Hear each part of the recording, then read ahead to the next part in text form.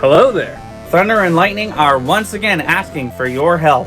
Our goal is that by midnight, October 31st, We're hoping to reach 300 YouTube subscribers. and here's what you can get if these goals are met. One $20 Steam gift card. And a Thunder and Lightning gaming t-shirt. Wait. We don't have Thunder and Lightning gaming shirts. That's right! We're making the very first Thunder and Lightning gaming shirt, but just one.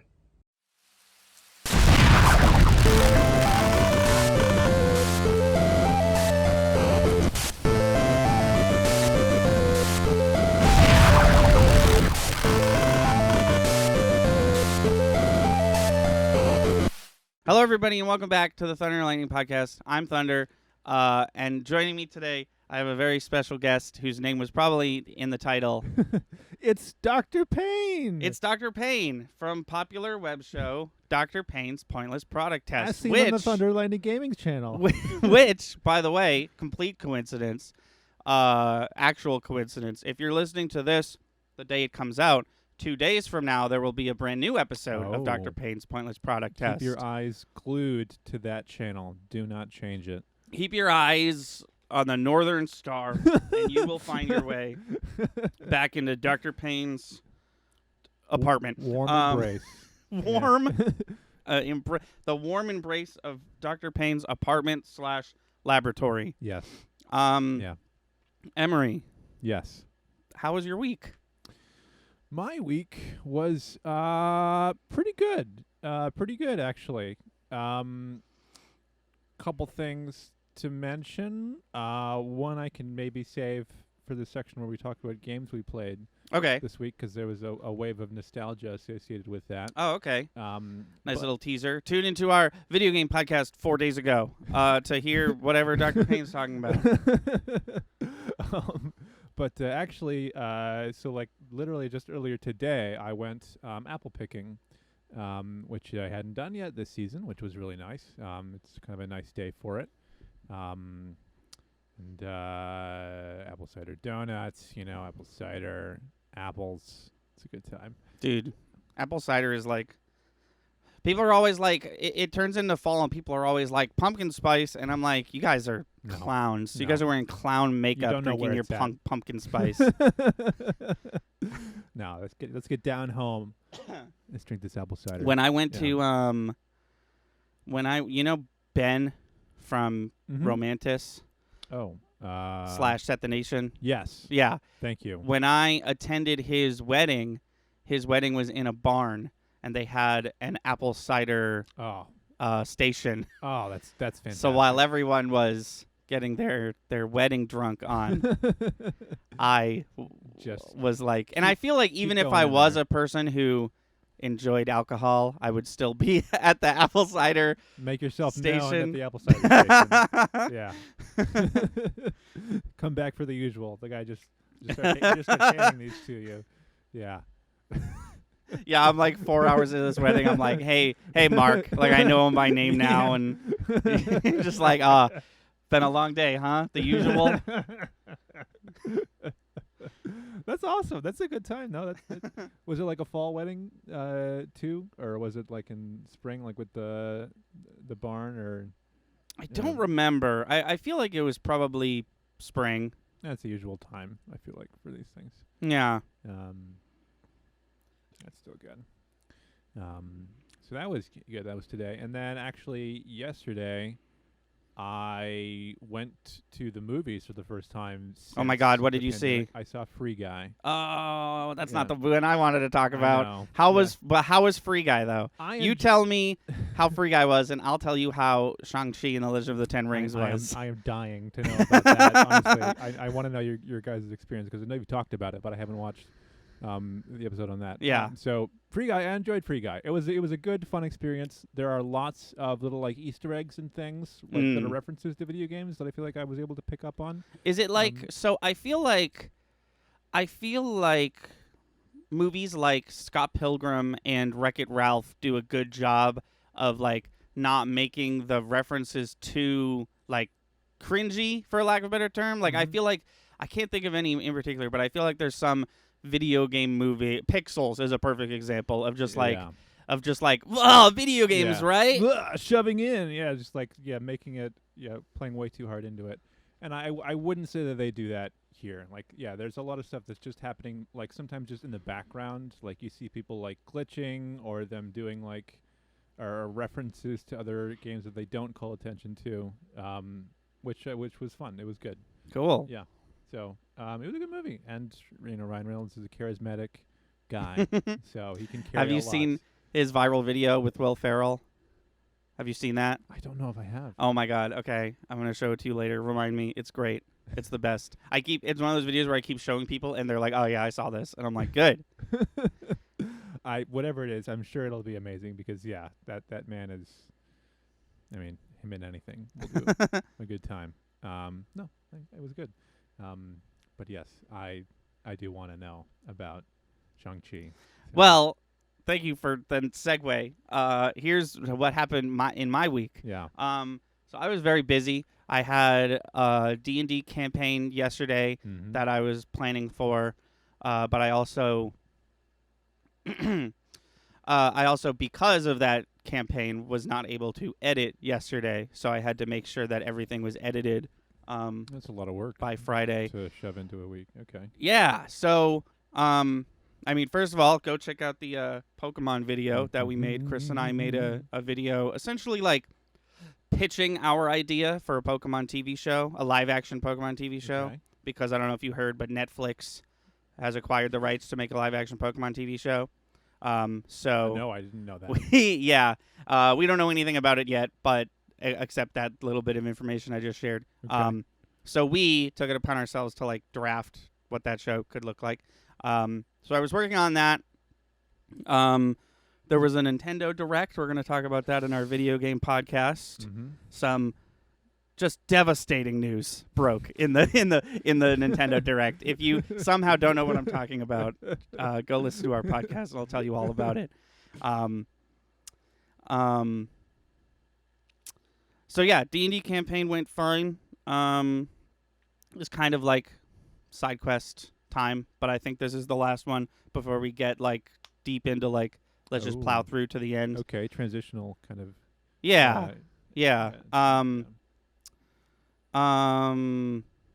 What else did I do this week? Like I said, I didn't do much. I mean, The Circle season 3 coming to an end. Absolutely love that show. My three favorites actually are in the finale, so that's exciting. Okay.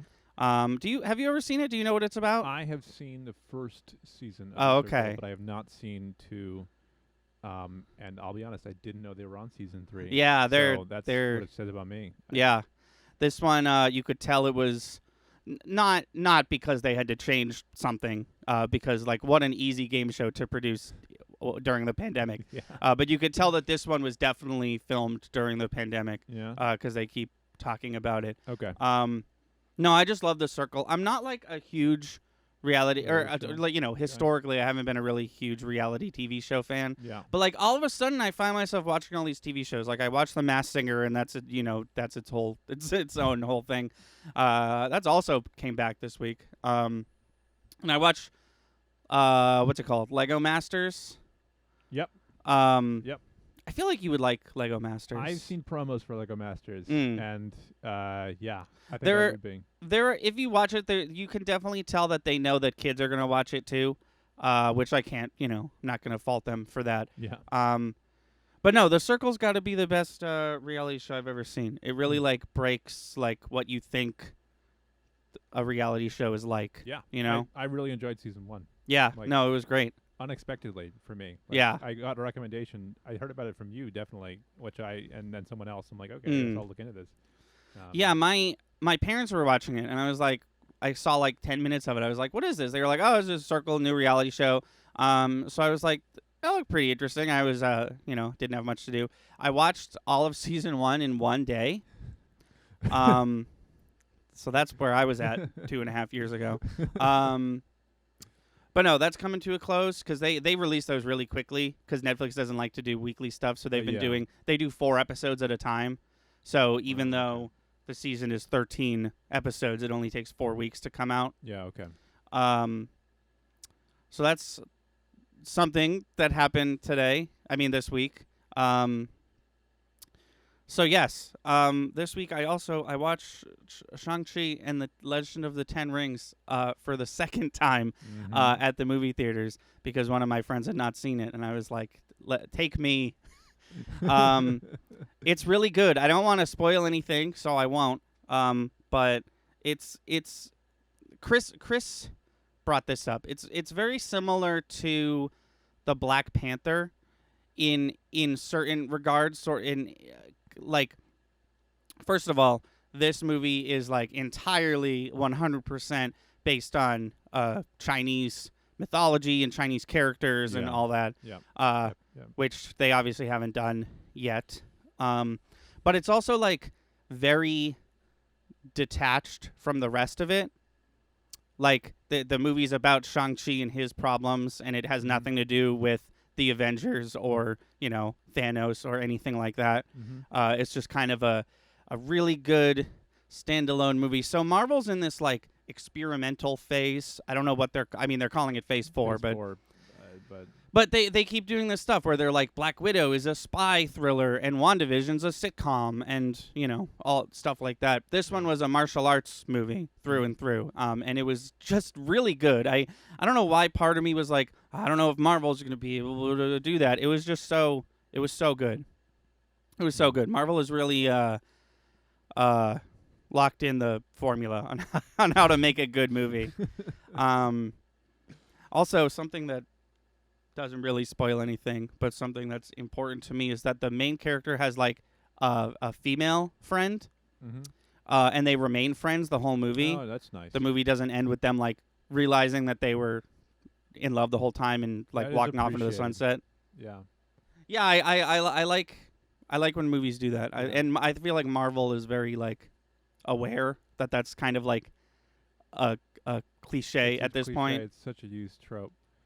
In Free Guy, not Ryan Reynolds, this doesn't happen to, but there are two main characters who like are essentially strictly platonic through the entire movie. Like, there are hints that the guy is interested in the girl, but she's like not interested in him at all. And in like the final 2 minutes, she's like, "Oh right, I love you," and then they have a cheesy like love moment. I'm like, we didn't really need that. That makes less sense because aren't they programming? Aren't they a video game? So the two characters I'm talking about are two programmers.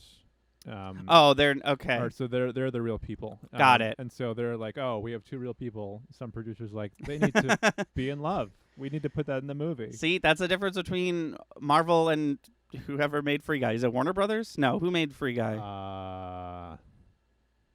Oh, it's Fox. Because there was It is Fox. Yeah. It is Fox, and I'm specifically, that's a great point, because there are, I feel like there were certain moments in there where I feel like Fox got acquired, and like, oh, now we can use properties from like Star Wars in this movie, and so there's a lightsaber all of a sudden. I'm like, oh, okay. I think that totally happened after Fox got acquired. And I see. So Free Guy took the Wreck-It Ralph 2 route of what can we put in our movie. That's what I thought. That's what I was worried Kingdom Hearts 3 was gonna be. Was just like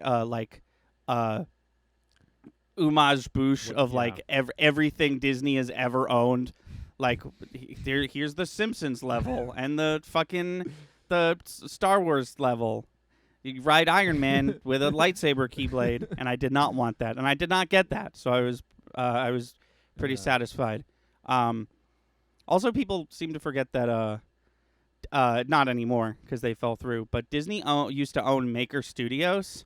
So if they wanted, PewDiePie and Markiplier could have been in Kingdom Hearts 3 as well, and the Game Grumps and just a bunch of people like that.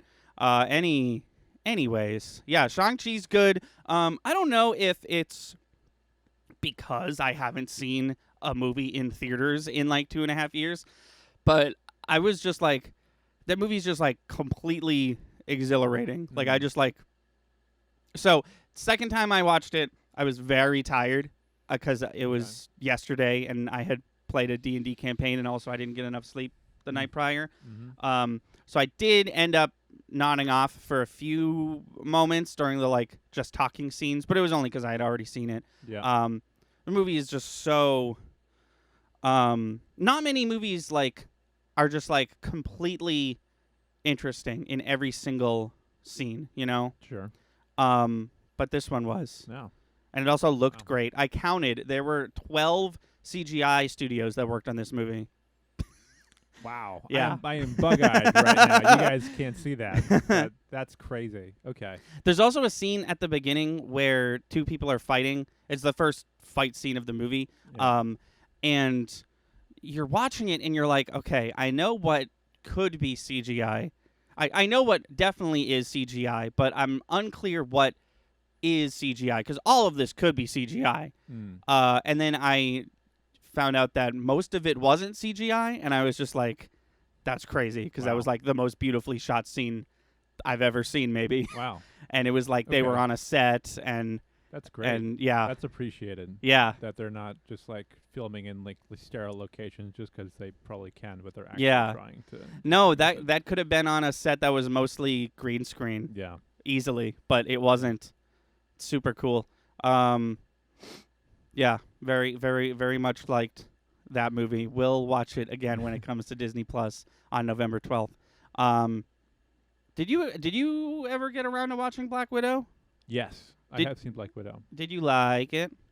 Not particularly. Oh, interesting. Okay. Honest. Yeah, this one, I enjoyed some of the character additions, but I feel like it wasn't the most effective use of the Black Widow character for a movie. Okay. I think one of my problems was that I tried to go in blind, but for some reason I was convinced for myself that this was going to be like a sort of straight kind of spy-y, heisty sort of thriller, and that's not really what it was. Yeah.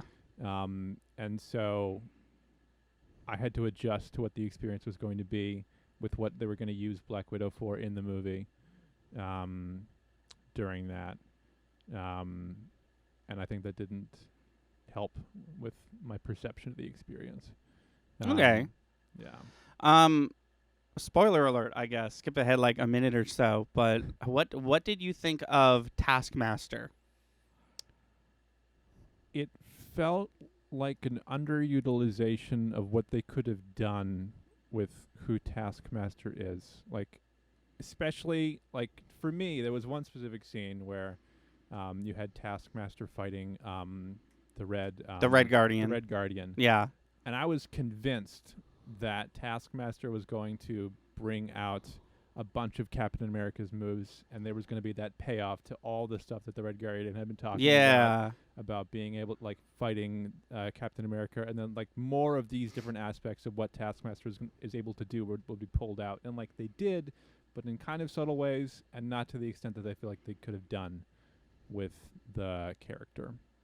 Okay. So I give Taskmaster a 10 out of 10 because they did the Winter Soldier knife flip, and that's all I wanted to see. I'll admit you got a little cheer from me when I saw that. I was like, ooh. I was like, I immediately recognized. I was like, yeah, the knife flip that Sebastian said took 3 full months to learn. Like, every day. Yeah.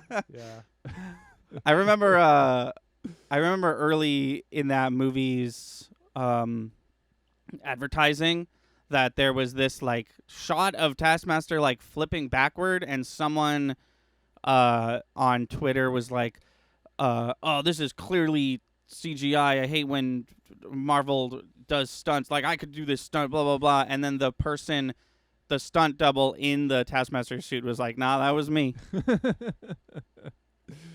I mean, the fights were shot well. Like, I had a good time. Like, it wasn't a poorly executed movie. No, your problem was with the plot. Yes, and again, I don't even know if it's because it's not great or because there was that dissonance with what I thought or wanted the movie to be versus what it was. Yeah, so it feels like a very personal thing. That's very interesting. I definitely because you said you didn't watch any trailers for it. I tried not to, and I try not to for a lot of these, where I'll watch like the initial teaser so that I get my own personal fix on excitement, and then I want to be able to go in somewhat blind as much as I can to a lot of these things. Yeah, that's very interesting. One time I did an experiment, and I saw no trailers at all for Iron Man 3. Wow. Okay. I saw literally no trailers. I think I went to the movie theaters, and they started to play a trailer, and I like was so dedicated that I like put on music in my ears and looked away. Okay. So I did not see any trailers for Iron Man 3, and wouldn't you know that I really liked it, and everyone else hated it. They hated it. Yeah. And I haven't done this experiment since, but it can't be that much of a coincidence, right? That I still to this day think Iron Man 3 is a pretty good movie, and everyone else like calls it the worst Iron Man movie, even though Iron Man 2 is infinitely more boring. Iron Man 2 is just a nothing of a movie. No, I know. That's exactly my sentiment. Hammer. But that is interesting. I mean, a lot of people in Iron Man 3 are pissed off because of the oh my God, what is his name? The Mandarin? The Mandarin, which well, I know hey, is a part guess of what? Shang-Chi. Guess what? You can stop being angry because it would appear as though it was all intentional, and the real Mandarin is in this movie, and he's like maybe the best villain besides Thanos in the MCU. He was really great and cool and charismatic. Killer. Everyone in this movie was beautiful. That's the question you asked, right? Okay, so let's talk about news. I tried my best. He has news. Sorry, people are texting me. Go away. Okay, so. Stop having friends. Have you heard about me? Oh, okay. It's not something anyone's ever said to me. Have you heard about the Pokemon Oreo situation? I am blind. Okay, so Oreo releases a Pokemon set of Oreos. And the way this Oreo bag works is they've got Pokemon on them. And the point is collect them all, except don't, because you should eat them because they're food. Yeah. So there's like 16 different Pokemon, and it's the ones you would expect, except for, because they're Pokemon and they can't do anything normally, there's a rare one, and it's Mew. It's a Oreo cookie with Mew on it. These Mew Oreo cookies are going for $1,000 on eBay. Right. And the story deepens because I actually have one of them right here. I got one bag of these GD Oreos, and I am holding in my hand a Mew Oreo cookie. Oh my God! I can confirm what he's holding in his hand. What are you gonna do with that? Okay. So here's what happened. It was upside down, so the Mew part was in the dough. So I flipped it over, and because it's a little like dirty with Oreo goo, I listed it on eBay for $350, and because eBay has super weird buy it now rules, the buy it now price is $500. No one's bought it yet, but like, you know. Oh my God. Do you understand like the power I feel that like I could just eat $1,000 cookie? I could just eat it and then I wouldn't have it anymore. Imagine if I updated the listing. I was like, sorry, I ate it. I got trigger happy.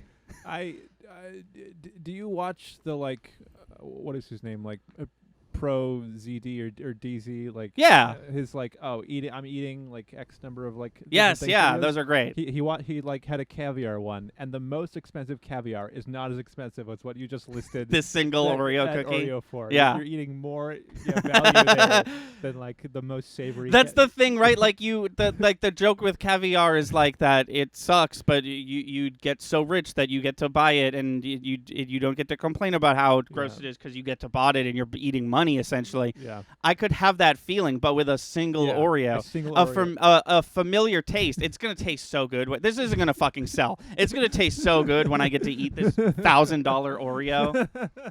I should have a video just Thunder eats $1,000 Oreo, and it's a 15-second video of me chewing and swallowing this Oreo and saying, "Yep, it was an Oreo." You need to honestly, yes, that kind of needs to happen. Confirm what it is, and then just like on camera, and then just down it. My dad bought a package of Oreos, and he was like, look, they're Pokemon. You like Pokemon, right? I was like, oh, cool. I'll eat those. I had a couple, went upstairs, like a day later, found out that the Mew ones are worth $1,000, go downstairs, empty the whole box. Sure enough, there's one of them right there. And I was like, oh, cool. Neat. Okay, so the other two pieces of news I have are hilariously both fast food related. Okay. Did you hear that McDonald's has confirmed that Grimace is a taste bud. I'm sorry, what? So Grimace, everyone's favorite giant big purple blob. Yeah, monster. There's been a like 50-year-long debate about what he is. Because everyone else is food. Birdie is obviously what you kill to get the chicken nuggets, and Officer Big Mac is a Big Mac. Big Mac. And what is Grimace? Everyone has a point except him. But one of the managers of a McDonald's chain has confirmed that he is a giant taste bud. That's uncomfortable. Yeah, that's inside you. Thousands of those are inside of you. God, I'm like, I have a really weird sensation right now. I don't like that. I don't know how I feel about that. How high up is this guy? How confirmed is this truth? This guy was essentially a nobody, right? He was basically the reason he was in an interview is because he was like manager of the year or something like that. Okay. Which is a corporate wide recognized, honorific, but he really does have no say in whether Grimace is a taste bud or not. But then in an official statement, McDonald's essentially was like, yeah. Wow, they confirmed it? Yeah. Oh my God. I mean, they confirmed it in a very we're a fast food chain and we don't actually give a shit way, but they essentially, for some you'd think that, because here's they have three options. They don't say anything and let this guy, let us speculate, or they come out with a statement. They were like, we have fired this gentleman. He does not speak for us. But no, they doubled down and they were like, yeah, sure, fuck it. He's a taste bud now. He's a taste bud. Which is so interesting. I have the same sensation that I have when Nintendo was like, here's Yoshi's real name. And it's like, it's 20 years later, but whatever. Because I feel it felt like they were doing it on purpose for a while. It felt like Grimace's identity was like specifically kept vague, so that we would, because the McDonaldlands characters used to be like a bigger deal, and they're really not anymore. Most of them are phased out, including Ronald, because of the whole clown thing. Yeah, people don't like clowns. Well, people specifically don't like clowns that murder children. Very specific season where clowns are murdering people, and like, let's just take this out let's of our just marketing. quietly shelf the Ronald McDonald concept. So it's just weird and I know it's kind of against their will, but it's just weird for them to tap in and be like, here's some McDonaldland lore in 2021. I know that we haven't made an official McDonaldland short since 2006, but Grimace is a taste bud. Sorry. It's like when I vaguely follow Yu-Gi-Oh card releases. I haven't played the game for 10 years, but every now and then they release support for original card variants from 15 years ago, and it's why are you even doing that? Did anyone ask for this? Who cares? Is there someone in Yu-Gi-Oh who's finally I'm in the front of the queue and I get to make my card support for these 3 cards that no one's thought about. They it's funny you bring that up. They literally just did that. There's for the whatever the fuck anniversary that they're celebrating, they're giving away a model of Kaiba's briefcase from the show. So it's a briefcase. It's going to come with the 3 blue eyes, where they belong, but it's also going to come with his whole deck, and it's going to come with 3 new cards that were anime only until just now. And you can get this collection for $300, which is a lot of money. That's a lot of money. But yeah, no, I totally understand what you mean. Dude, I can't start talking about Yu-Gi-Oh. I used to love Yu-Gi-Oh, and then they just kept reinventing the wheel. I lost it around the time of pendulum summoning. That's the thing, right? That's where the people like you and me get lost. Yeah. I just they just kept I just had the word. They just kept adding stuff, and it's no, just you don't have to because like in adding this, you technically take away this, and it's like, can't we just like, there was Yu-Gi-Oh was like fine, it was playable, and now it's gotten to a point where, in my opinion, it's completely unplayable because it looks absolutely nothing like what it used to look. But in the middle there was a perfect like middle ground of like, okay, they've added enough like newer aged mechanics that have like been in other card games for a while now, but they work really well in Yu-Gi-Oh, and they've just like completely like blown up their spot, I feel like. Yeah. I've tried to follow things, and I've tried to understand concepts around like link summoning and like the new board now, because everything has had to change several times over on placements and where things are, and I'm just too far removed. Yeah. I tried and I can't. So which is so funny to me, because the Pokemon trading card game has also in recent years like added some stuff, but what they never add is like new like game-changing mechanics. Like when they added Mega Evolution and, you know, break cards and GX tokens and all that, it was still Pokemon. Like, you could still, within the rules of Pokemon, have a normal, like, we remember Pokemon fight, because they never changed, like, mechanics. They're changing the meta of what's working in, like, competitive play, but, like, you can still play the game as the same way you played the game before. It really seems like Yu-Gi-Oh! Tried to make things quicker. They, like, tried to make battles go by quicker.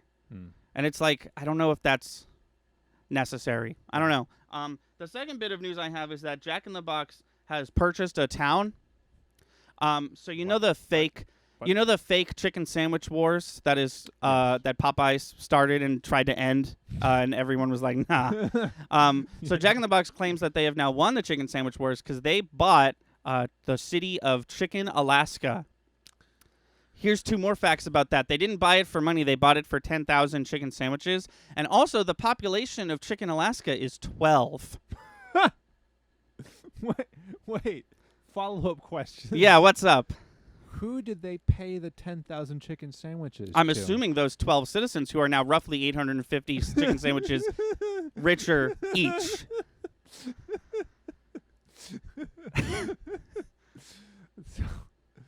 So I'm trying to physically imagine them just like forking over 850 chicken. See, here's the thing. I can only imagine that they gave them like 10,000 chicken sandwiches supply for like the next year, and not what you're imagining, which is they back a truck up to Chicken Alaska and they just upload a big pile of chicken sandwiches. And like, all right, see ya. That's our offer. And the 12 people are like, sold. I mean, sold. The town is yours. Do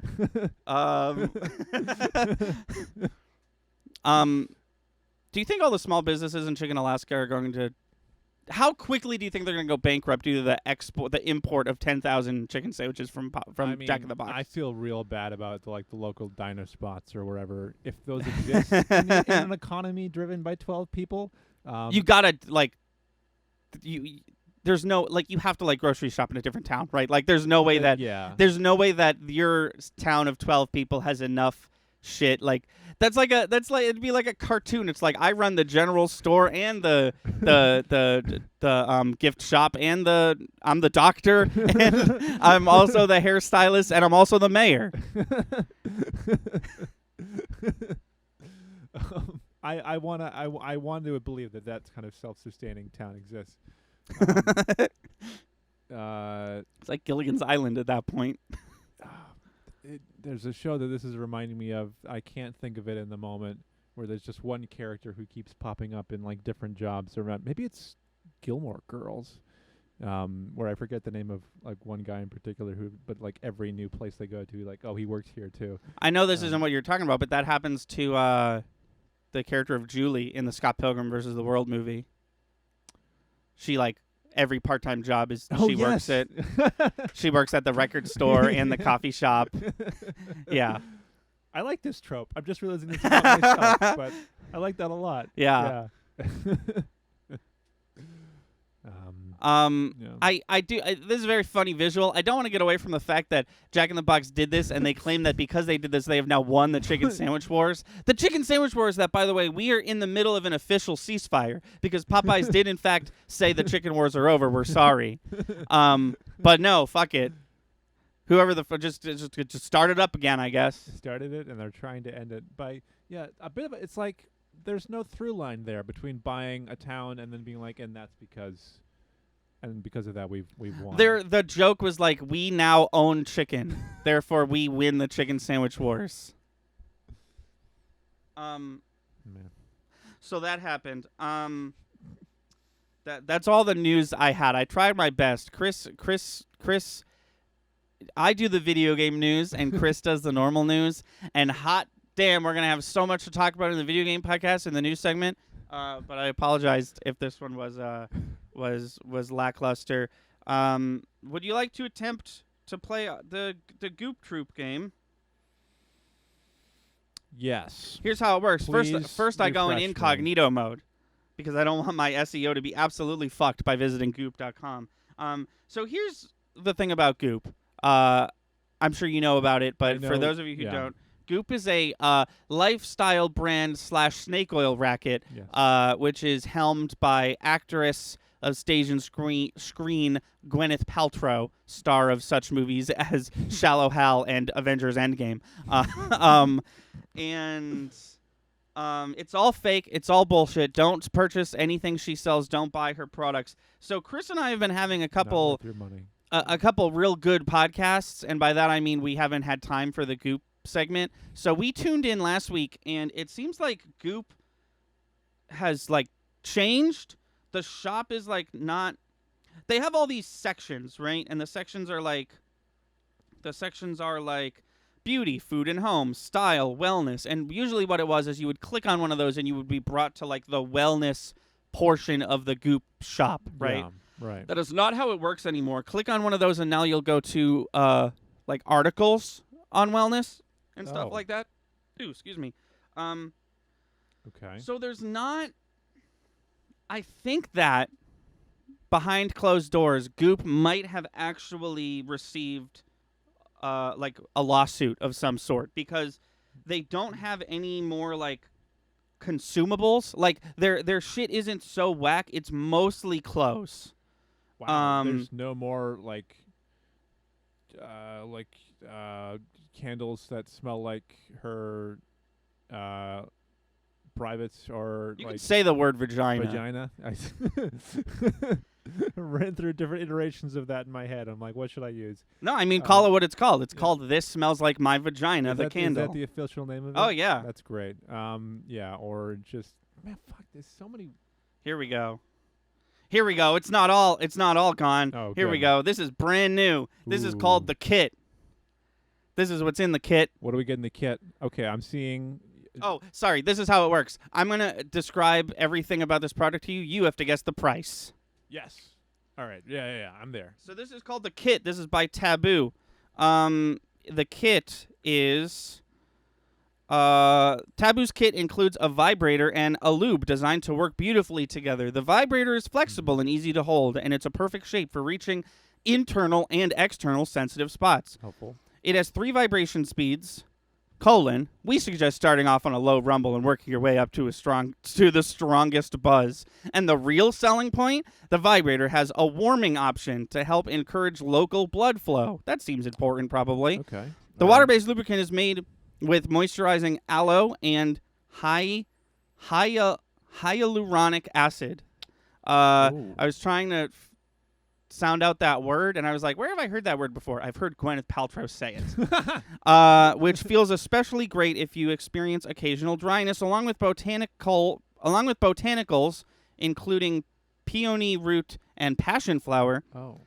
It's safe to use with latex and polyisoprene condoms, and then in parentheses, it's not a match for polyurethane ones. So the massager is 100% waterproof medical-grade silicone.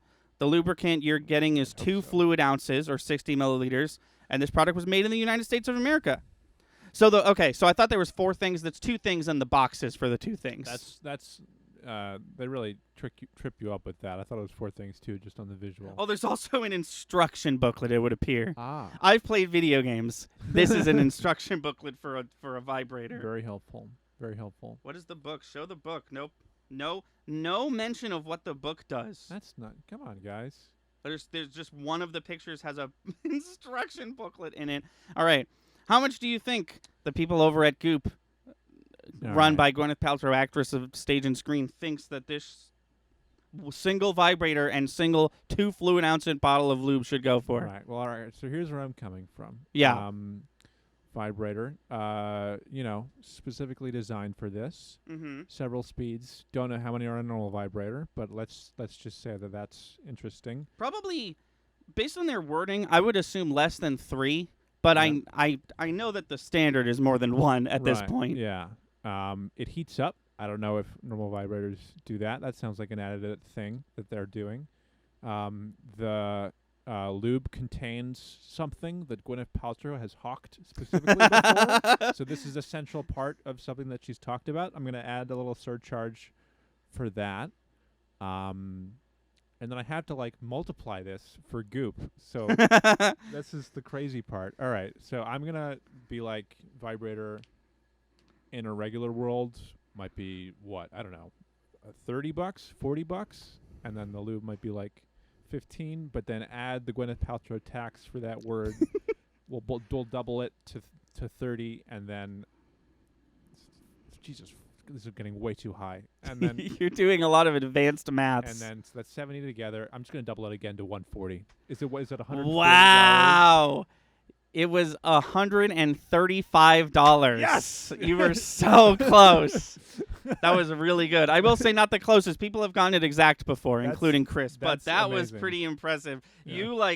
I was he's doing all this math, and then he's going to say 900 or some shit like that. Okay, round 2, and this is probably the last one we're going to do. Because like I said, the Goop store is not such a hot spot for weird shit anymore, That's a unfortunately. Blessing and a curse for this specifically. Yeah. So these are G-Label, which is Goop's clothing brand. Okay. These are Emily yellow, gold, and pave split earrings. So these are earrings. They look like this. Okay. Weirdly designed, Yeah, they look pretty weird. This is what they look like on Gwyneth Paltrow. Didn't expect to see her. Oh, hey, Gwen. Hello, Gwen. You were perfect for Pepper Potts, but damn, stop scamming young millennials into buying your vampire repellent. Low key. Yeah. Low key for daily wear, elegant for special occasions. The duality means these earrings make a sensible addition to any jewelry box. The V-shaped silhouette hugs the lobe, meaning it won't get caught in your hair. There's a dose of diamonds, a cool 0.2 carats worth for drama. And the modern two-tone design mixes seamlessly with the pieces you already own, whether you're a yellow or a white gold gal. And the finer details are 14-karat yellow gold, 0.2 carat, what's CTW? Oh, God, CTW? Carat worth, 0.2 carat worth white pave diamonds. Okay. And that's it. That's all the info on that one. All right. Let me think here. So each of those different earrings looks like one half of a Mobius strip.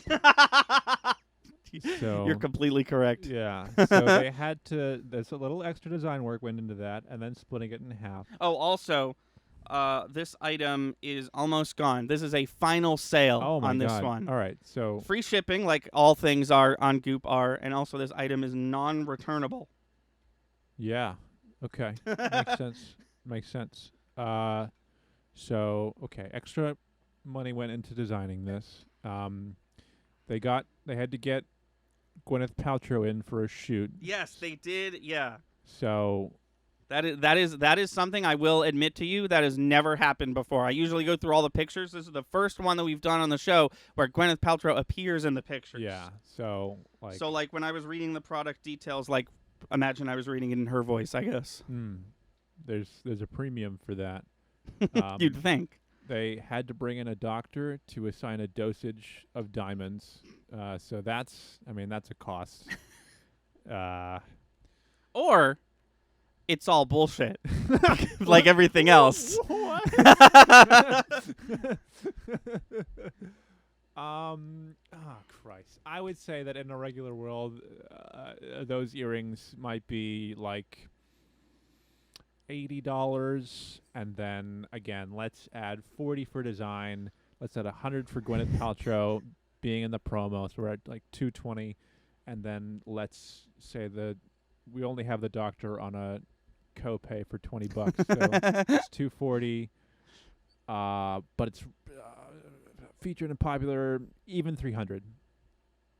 A little off. $895 is how much these Oh my God. earrings will set you back. I was not thinking correctly about this. Yeah. Or I should also mention this. The Goop.com does support Afterpay. So instead of paying $895, you could pay 4 interest-free payments of $223.75. Very considerate of them to do that. Yeah. Yes, very considerate of them to add the Afterpay plugin that is present on most online shopping stores. Yeah, I think that's it. There, like I said, there's not. Let me just do a quick. See if I can find anything crazy. Just looking through it. No, we got pants. We got blankets. I don't want any of this shit. And we got some aloe vera gel. That's old. That's old news. None of this is. We got a hairdresser we've done on the show before. Yeah, I don't know. I don't know what's going on with Goop. And like, I remember the dresser. I'm like, the insane, the absolute insanity. Yeah, that dresser. Well, it could have been bought by Kanye West. You forget that. It could have been bought by Kanye West. The designer of the dresser that's so ergonomically shaped that the top 2 rows can hold a single piece of clothing, and it was $35,000. Yep. The designer of it worked closely with Kanye West, so he could have it in his house. Yeah. He goes out with the Kim Kardashian, right? Yeah. Are they still a thing? I think they broke up. Oh, that sucks. Yeah, that is too bad. I learned the other day that Kim Kardashian can't have kids anymore. This is just a fun fact that I looked up. Oh no, that's too bad. Yeah, because of the work that she's done, or just no, just it's like a genetic thing. Oh. She had big complications with her first 2 children. So when it came time to do children with young Jeezy, they have 2 and they're both surrogates. Oh, I didn't know that. Yeah, I didn't know that either. I only did this research because I thought maybe Kim Kardashian was in the skunk costume on The Masked Singer. But it was a fun time Googling things about Paris Hilton's old assistant. So I think that's a podcast. I think that's what we in the amateur YouTube biz call a podcast. This is podcast 96, by the way, closing in on that hundo, episode 1 hundo. You guys have a plan for that? Not currently, but we have a plan as far as we would like to do something for it. Okay. But yeah. So look out for that. Look out for, like I said at the top of the 47 minutes. 2 days from now on Sunday, there's a new Dr. Paine. I would tease what the product is, but I have not started editing it yet. So look out for that. Check out our Pokemon video. We got a lot of cool stuff coming up on the channel. We got another interview coming. We're live streaming every Wednesday and Sunday on Twitch. So check all that out. And until next time, I've been Thunder. I've been Dr. Paine. And we'll see you later. Thank you for listening and watching. And if you like what you see, please be sure to subscribe. Our channel is daily uploads from podcasts to video essays, let's plays to skits. Be sure to find us on Twitch and Patreon. Our theme song is Sunny Day by Froggy and the Friendship, and our Let's Play intro is Sunny Bit by the same band. Link to all these in the description below. Thanks again, and we'll see you next time.